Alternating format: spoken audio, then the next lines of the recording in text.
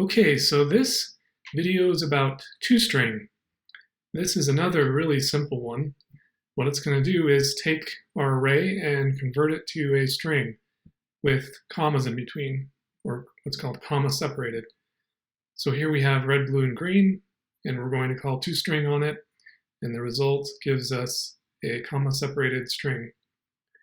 Now this is actually very similar, actually identical to just calling join without specifying a separator. It will default to commas, produce the exact same result. So why do we have two methods that do the same thing? Well, toString is used not just on arrays. toString can be used on other types as well.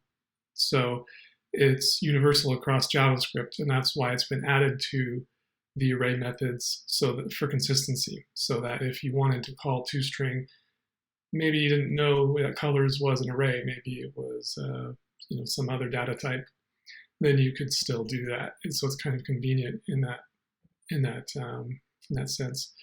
The other thing to keep in mind is that with join, we have the flexibility to join on a custom separator like that, which is a functionality that we don't have with toString.